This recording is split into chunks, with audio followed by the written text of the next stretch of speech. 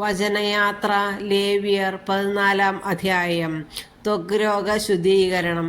കർത്താവ് മോശയോട് അരുളിച്ചെയ്തു, കുഷ്ഠരോഗിയുടെ ശുദ്ധീകരണ ദിനത്തിൽ അനുഷ്ഠിക്കേണ്ട നിയമം ഇതാണ്. അവനെ പുരോഹിതന്റെ അടുക്കൽ കൊണ്ടുവരണം. പുരോഹിതൻ പാളയത്തിന് പുറത്തുപോയി അവനെ പരിശോധിക്കണം. രോഗി സുഖം പ്രാപിച്ചെന്ന് കണ്ടാൽ ശുദ്ധിയുള്ള 2 പക്ഷികൾ, ദേവദാരു, ചെമന്ന നൂൽ, ഈസോപ്പ് ചെടി എന്നിവ കൊണ്ടുവരാൻ നിർദ്ദേശിക്കണം. ഒരു മൺപാത്രത്തിൽ ശുദ്ധമായ ഉറവ വെള്ളമെടുത്ത് പക്ഷികളിലൊന്നിനെ അതിനു മീതെ വെച്ച് കൊല്ലാൻ പുരോഹിതൻ കൽപ്പിക്കണം. ദേവദാരു, ചെമന്ന നൂൽ, ഈസോപ്പ് ചെടി എന്നിവ ജീവനുള്ള പക്ഷിയോടൊപ്പം ഉറവ വെള്ളത്തിന് മീതെ വെച്ച് കൊന്ന പക്ഷിയുടെ രക്തത്തിൽ മുക്കണം. പിന്നെ പുരോഹിതൻ ആ രക്തം കുഷ്ഠരോഗത്തിൽ നിന്ന് ശുദ്ധീകരിക്കപ്പെടേണ്ടവൻ്റെ മേൽ 7 പ്രാവശ്യം തളിക്കണം. അതിനുശേഷം അവനെ ശുദ്ധിയുള്ളവനായി പ്രഖ്യാപിക്കുകയും ജീവനുള്ള പക്ഷിയെ തുറസായ സ്ഥലത്തേക്ക് പറപ്പിച്ചു വിടുകയും വേണം. അനന്തരം ശുദ്ധീകരിക്കപ്പെടേണ്ടവൻ തൻ്റെ വസ്ത്രങ്ങൾ കഴുകി ശിരസ്സു മുണ്ഡനം ചെയ്ത് വെള്ളത്തിൽ കുളിക്കണം. അപ്പോൾ അവൻ ശുദ്ധിയുള്ളവനാകും. അതിനുശേഷം അവൻ പാളയത്തിൽ വരട്ടെ. എന്നാൽ 7 ദിവസത്തേക്ക് അവൻ കൂടാരത്തിന് വെളിയിൽ താമസിക്കണം. 7-ാം ദിവസം അവൻ തലയും താടിയും പുരികവും ക്ഷൗരം ചെയ്യണം. വസ്ത്രങ്ങൾ കഴുകി വെള്ളത്തിൽ കുളിക്കണം. അപ്പോൾ അവൻ ശുദ്ധിയുള്ളവനാകും. 8-ാം ദിവസം അവൻ ഊനമറ്റ 2 ആൺകുഞ്ഞാടുകളെയും 1 വയസ്സുള്ള ഊനമറ്റ ഒരു പെണ്ണാട്ടിൻകുട്ടിയെയും അതോടൊപ്പം ധാന്യബലിക്കായി എണ്ണ ചേർത്ത 10-3 ഏഫ നേരിയ മാവും 1 ലോഗ് എണ്ണയും കൊണ്ടുവരണം. പുരോഹിതൻ ശുദ്ധീകരിക്കപ്പെടേണ്ടവനോടൊപ്പം ഇവയെല്ലാം കർത്താവിൻ്റെ സന്നിധിയിൽ സമാഗമ കൂടാരത്തിൻ്റെ വാതിൽക്കൽ കൊണ്ടുവരട്ടെ. മുട്ടാടുകളിൽ ഒന്നിനെ 1 ലോഗ് എണ്ണയോടുകൂടി പ്രായശ്ചിത്ത ബലിയായി അർപ്പിച്ച് കർത്താവിൻ്റെ മുൻപിൽ നീരാജനം ചെയ്യണം. പാപപരിഹാര ബലിക്കും ദഹനബലിക്കുമുള്ള മൃഗങ്ങളെ കൊല്ലുന്ന വിശുദ്ധ സ്ഥലത്ത് വെച്ച് തന്നെ ആട്ടിൻകുട്ടിയെ കൊല്ലണം. പാപപരിഹാര ബലിക്കുള്ള മൃഗത്തെ പോലെ പ്രായശ്ചിത്ത ബലിക്കുള്ള മൃഗവും പുരോഹിതനുള്ളതാണ്. ഇത് അതിവിശുദ്ധമാണ്. പുരോഹിതൻ പ്രായശ്ചിത്ത ബലിക്കുള്ള മൃഗത്തിൻ്റെ കുറച്ചു രക്തമെടുത്ത് ശുദ്ധീകരിക്കപ്പെടേണ്ടവൻ്റെ വലത്തു ചെവിയുടെ അഗ്രത്തിലും വലത്ത് കൈയുടെ തള്ളവിരലിലും വലത്തുകാലിൻ്റെ പെരുവിരലിലും പുരട്ടണം. അനന്തരം അവൻ എണ്ണയിൽ കുറച്ചെടുത്ത് തൻ്റെ ഇടത്തെ ഇളം കൈയിൽ ഒഴിക്കണം. അതിൽ വലതു കൈയുടെ വിരൽ മുക്കി 7 പ്രാവശ്യം കർത്താവിൻ്റെ സന്നിധിയിൽ തളിക്കണം.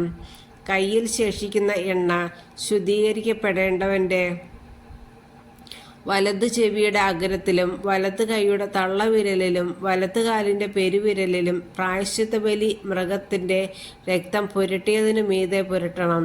കയ്യിൽ ബാക്കി വരുന്ന എണ്ണ ശുദ്ധീകരിക്കപ്പെടേണ്ടവൻ്റെ ശിരസിൽ ഒഴിക്കണം. അങ്ങനെ പുരോഹിതൻ കർത്താവിൻ്റെ സന്നിധിയിൽ അവനു വേണ്ടി പാപപരിഹാരം ചെയ്യണം. പാപപരിഹാര ബലി അർപ്പിച്ച് ശുദ്ധീകരിക്കപ്പെടേണ്ടവനു വേണ്ടി പാപപരിഹാരം ചെയ്യണം. അതിനുശേഷം ദഹനബലിക്കുള്ള മൃഗത്തെ കൊല്ലണം.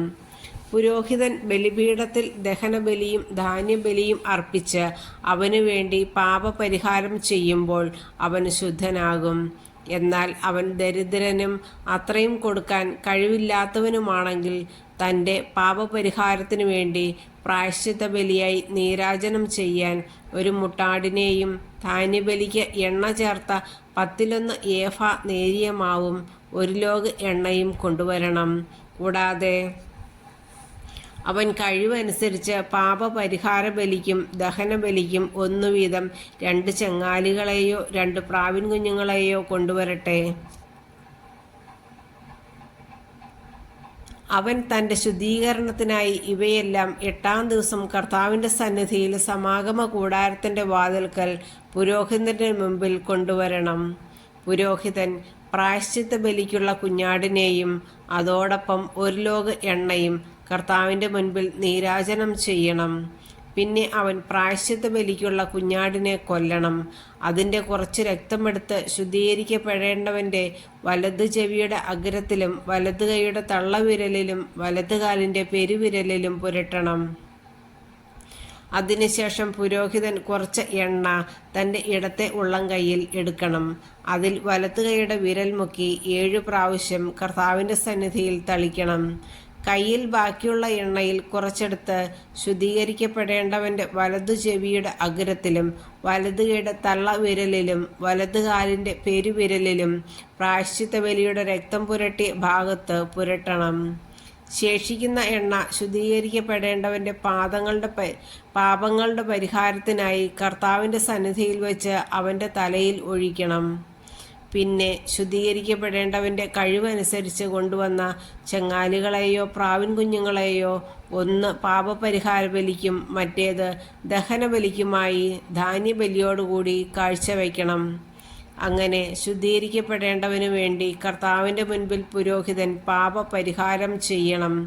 ഇത് ശുദ്ധീകരണത്തിന് ആവശ്യമായ കാഴ്ചകൾ നൽകാൻ കഴിവില്ലാത്ത കുഷ്ഠരോഗികൾക്ക് വേണ്ടിയുള്ള നിയമമാണ്.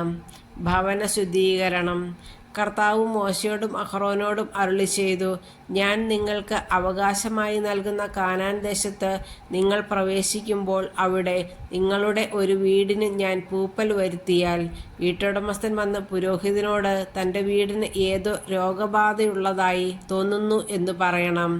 വീട്ടിലെ വസ്തുക്കളെല്ലാം അശുദ്ധമെന്ന് പ്രഖ്യാപിക്കാതിരിക്കാൻ പരിശോധനയ്ക്ക് ചെല്ലുന്നതിന് മുൻപ് അവയെല്ലാം വീട്ടിൽ നിന്ന് മാറ്റാൻ പുരോഹിതൻ കൽപ്പിക്കണം. അതിനുശേഷം പരിശോധനയ്ക്ക് ചെല്ലണം. അവൻ വീട് പരിശോധിക്കണം. വീടിൻ്റെ ഭിത്തിയിൽ മറ്റു ഭാഗങ്ങളെക്കാൾ കുഴിഞ്ഞ് പച്ചയോ ചുമപ്പോ നിറമുള്ള പാടുകൾ പ്രത്യക്ഷപ്പെട്ടാൽ വീട്ടിൽ നിന്ന് പുറത്തിറങ്ങി അത് 7 ദിവസത്തേക്ക് പൂട്ടിയിടണം.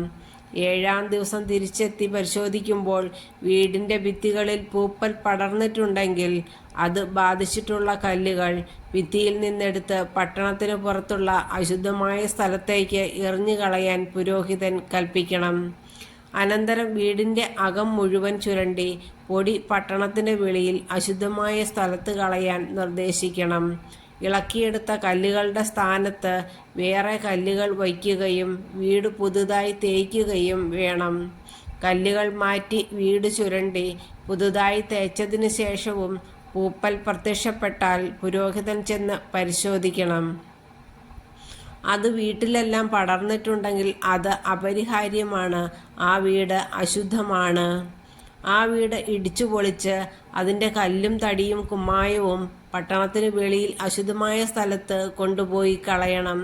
വീട് അടച്ചിട്ടിരിക്കുന്ന സമയത്ത് അതിൽ പ്രവേശിക്കുന്നവൻ വൈകുന്നേരം വരെ അശുദ്ധനായിരിക്കും.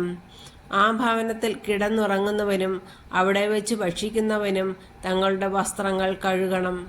എന്നാൽ പുരോഹിതൻ്റെ പരിശോധനയിൽ പുതുതായി തേച്ചതിന് ശേഷം പൂപ്പൽ പടർന്നിട്ടില്ലെന്ന് കണ്ടാൽ ആ വീട് ശുദ്ധമാണെന്ന് പ്രഖ്യാപിക്കണം. എന്തെന്നാൽ പൂപ്പൽ അപ്രത്യക്ഷമായിരിക്കുന്നു. ആ വീടിൻ്റെ ശുദ്ധീകരണത്തിനായി അവൻ 2 പക്ഷികൾ, ദേവദാരു, ചുമന്ന നൂൽ, ഈസോപ്പ് ചെടി എന്നിവ എടുക്കണം. ഒരു പക്ഷിയെ മൺപാത്രത്തിൽ ഉറവ വെള്ളമെടുത്ത് അതിന് മീതെ വെച്ച് കൊല്ലണം. അനന്തരം ജീവനുള്ള പക്ഷിയെ എടുത്ത് ദേവദാരു, ഈസോപ്പ് ചെടി, ചെമന്ന നൂൽ എന്നിവയോടൊപ്പം ഉറവ വെള്ളത്തിനു മീതെ വെച്ചു കൊന്ന പക്ഷിയുടെ രക്തത്തിലും ഉറവ വെള്ളത്തിലും മുക്കി വീടിന്മേൽ 7 പ്രാവശ്യം തളിക്കണം. അങ്ങനെ അവൻ പക്ഷിയുടെ രക്തം, ഉറവ വെള്ളം, ജീവനുള്ള പക്ഷി, ദേവദാരു, ഈസോപ്പ് ചെടി, ചെമന്ന നൂൽ എന്നിവ കൊണ്ട് വീട് ശുദ്ധീകരിക്കണം. അനന്തരം ജീവനുള്ള പക്ഷിയെ പട്ടണത്തിന് പുറത്ത് തുറസായ സ്ഥലത്തേക്ക് പറപ്പിച്ചു വിടണം. അങ്ങനെ ആ വീടിനു വേണ്ടി പാപപരിഹാരം ചെയ്യണം. അപ്പോൾ അത് ശുദ്ധമാകും.